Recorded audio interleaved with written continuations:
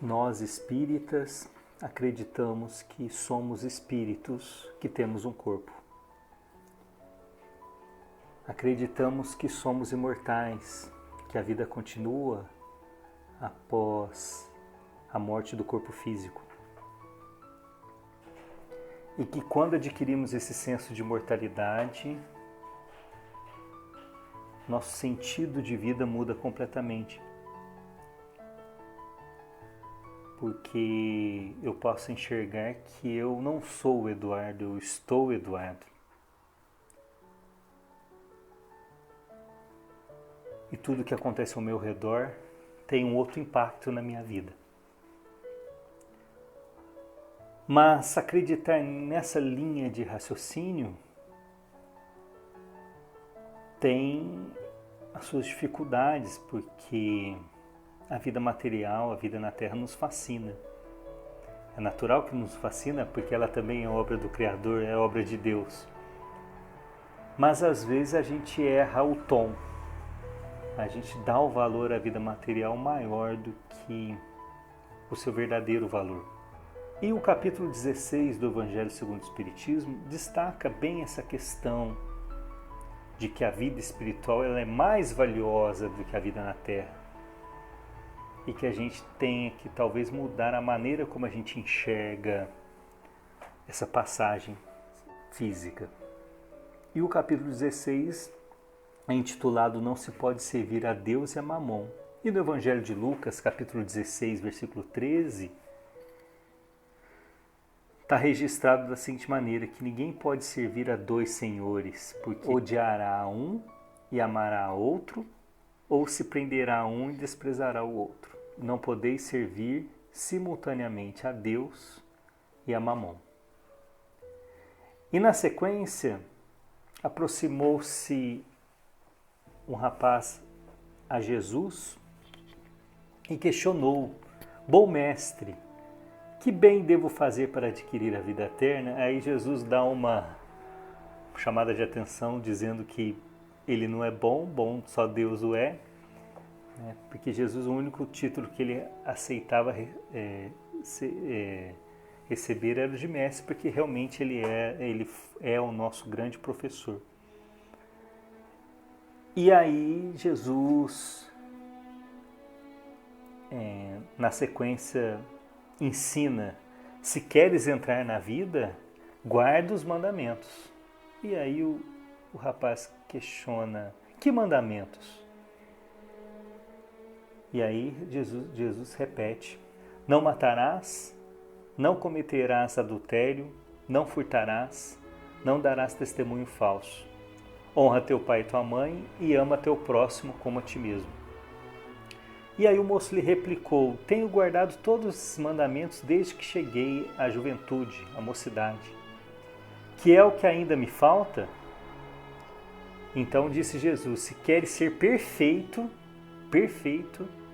vai, vende tudo o que tens, dá aos pobres e terás um tesouro no céu. Depois vem e segue-me. Ou então, ouvindo aquelas palavras, o moço ficou tristonho, porque possuía grandes haveres. Jesus disse então aos seus discípulos: digo-vos em verdade que bem difícil é que um rico entre no reino dos céus. Ainda uma vez vos digo, é mais fácil que um camelo passe pelo buraco de uma agulha do que entrar um rico no reino dos céus. Porque em muitas ocasiões o rico, pelas suas facilidades e pelo usufruto que ele faz dos bens que tem, passa despercebido os valores espirituais que ele deveria trabalhar e as oportunidades que ele deveria desenvolver a partir daqueles recursos que ele tem em mãos. Por isso que o Evangelho nos ensina que aqui muito foi dado, muito será cobrado. Só que na instrução dos Espíritos desse mesmo capítulo, tem uma mensagem linda do Pascal, do Espírito Pascal, escrita em Gênebra em 1860. E ele dizia o seguinte: o homem só possui em plena propriedade aquilo que é dado levar deste mundo, ressaltando que a única coisa que o homem tem é aquilo que ele consegue levar deste mundo. não tem das suas riquezas a posse real, mas simplesmente usufruto. Nós somos administradores do que temos, inclusive do corpo físico. Que é então que ele possui? Né? Se normalmente a gente não leva nada, né? Fisicamente. Então o que ele possui? O que o ser possui? Nada do que é do uso do corpo. Tudo que é do uso da alma. A inteligência, os conhecimentos, as qualidades morais. Isso que ele traz e leva consigo, o que ninguém lhe pode arrebatar, o que lhe será de muito mais utilidade no outro mundo do que neste. Do que tiver adquirido em bem resultará a sua posição futura. Então, o que ele conseguir desenvolver dessas questões da inteligência, dos conhecimentos, das qualidades morais, é o que resultará na posição na vida futura.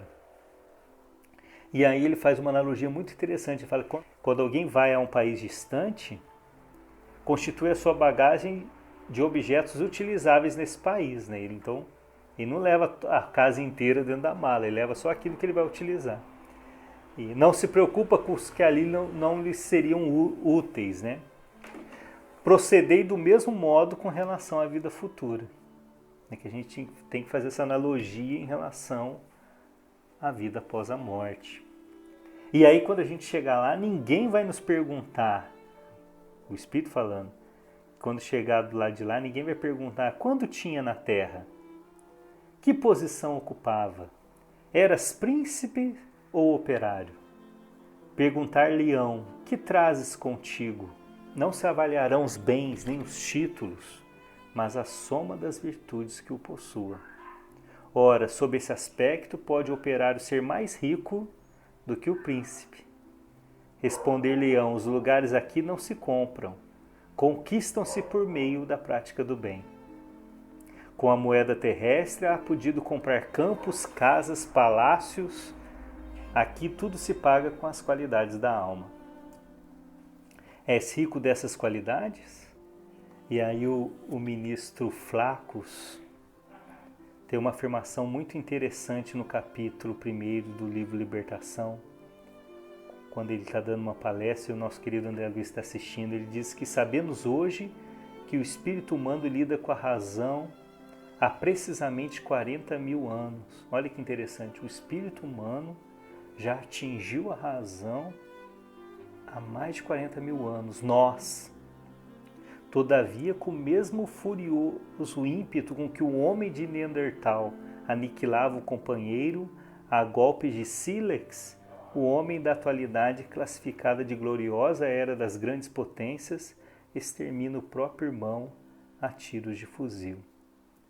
É forte essa questão porque mostra que mesmo a gente progredindo até de maneira no aspecto intelectual, os valores morais ainda estão muito atrasados porque os interesses materiais ainda falam muito mais alto que os interesses espirituais, aqueles que a gente vai carregar para a vida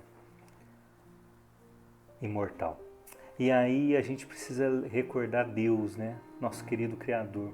O Chico tem uma carta que ele escreve para o Divaldo em 1982 e ele fala algo fantástico. Ele fala assim: seja qual for a intempérie, nunca te esqueças.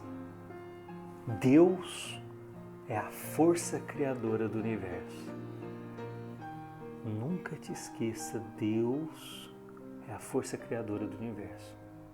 Porque quando a gente se prende muito aos nossos valores materiais, aos nossos problemas do mundo, a gente parece que se distancia do Criador, né? A gente não entende que aqui a gente, mesmo as dificuldades, tudo vai passar, que a gente está aqui de aprendizado, mas a nossa vida real, ela está logo mais. E se a gente praticar o bem, será uma vida muito melhor, né? Então, só que quando a gente está preso às nossas preocupações mundanas, de forma egoísta, como é os nossos sentimentos ainda muito atrasados, a gente mantém Deus muito afastado. Então a gente precisa, nesse conflito dos interesses espirituais com os interesses do mundo, a gente precisa sempre recordar do Criador, que Ele é a força criadora de tudo e que o homem passa, o Chico Xavier falava. Deus é a força criadora do universo e o homem passa. Apenas o que se realiza na vida do espírito é luz inextinguível. Um emissário do amor deixa sempre em todos os seus passos o luminoso rastro do bem. Fantástico, né? Lembrar que Deus é a força criadora do universo, que o homem passa e apenas o que se realiza na vida do espírito é luz inextinguível. E aí, só que às vezes a gente está tão preso aos problemas do mundo que a gente mantém Deus muito distante de nós, a ponto até da gente duvidar do Criador. E aí eu assisti uma fala muito bacana do Dr. Enéas, né, aquele que foi inclusive candidato a presidente da República e que, como todos, merecem todo o nosso respeito. E o Dr. Enéas, que é uma mente iluminada, um estudioso, médico, ele tem um vídeo muito bacana no YouTube explicando por que ele acredita em Deus. É uma palestra que ele fez para médicos em 1999 em São Paulo e vale a pena o registro. Ele faz uma analogia muito interessante. Ele fala que se um cromossomo humano tem ao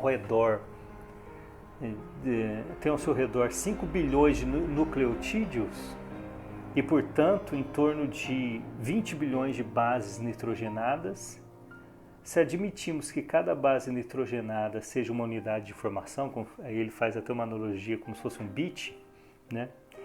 Em somente um cromossomo humano há aproximadamente 20 bilhões de unidades de informação. Sabidamente, uma letra de qualquer alfabeto pode ser identificada através de 6 unidades de informação, né?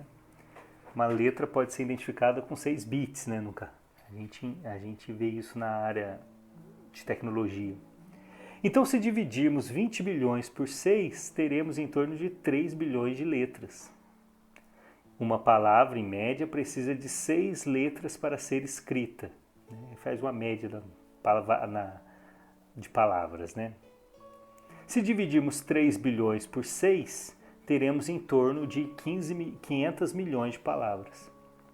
Uma página de um livro tem, em média, 300 palavras. Se dividirmos 500 milhões por 300, teremos algo em torno de 2 milhões de páginas. Se admitirmos que um livro médio tem 500 páginas, ao dividirmos 2 milhões por 500, teremos 4 mil livros. Portanto, podemos, nessa analogia, dizer que um cromossomo humano pode conter a informação de mais de 4 mil livros. E aí ele conclui dizendo assim que ele se recusa a aceitar que isso é obra do acaso. Se um único cromossomo é capaz de registrar tanta informação, se a justiça divina, como nos ensina o Livro dos Espíritos, está escrito na nossa consciência, é necessário desenvolver um exercício de trazer Deus mais próximo da nossa mente e do nosso coração. Se temos dificuldade de criar essa aproximação, que possamos utilizar os nossos sentidos, principalmente os nossos olhos, a nossa visão,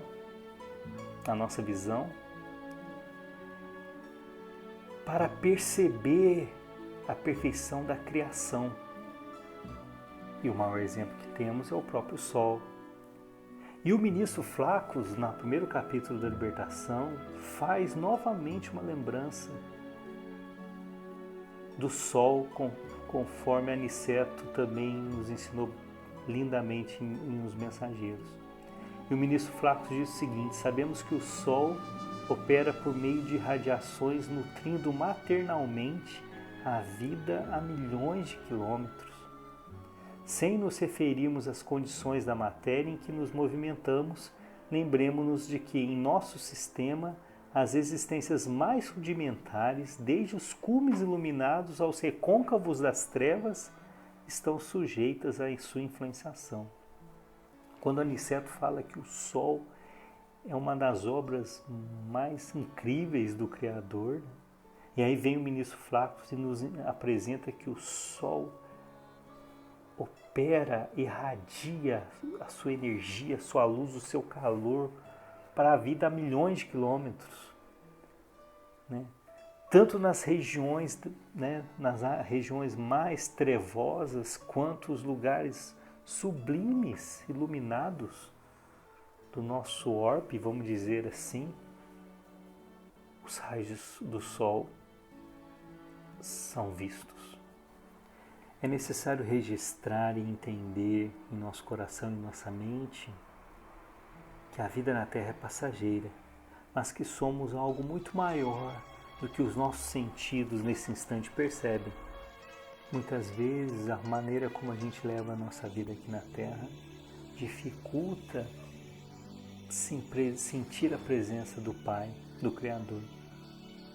Mesmo assim, Ele facilitou a nossa vida, permitindo que a gente possa sentir Ele, nós espíritos ainda muito atrasados, que a gente possa sentir Ele a partir da sua criação.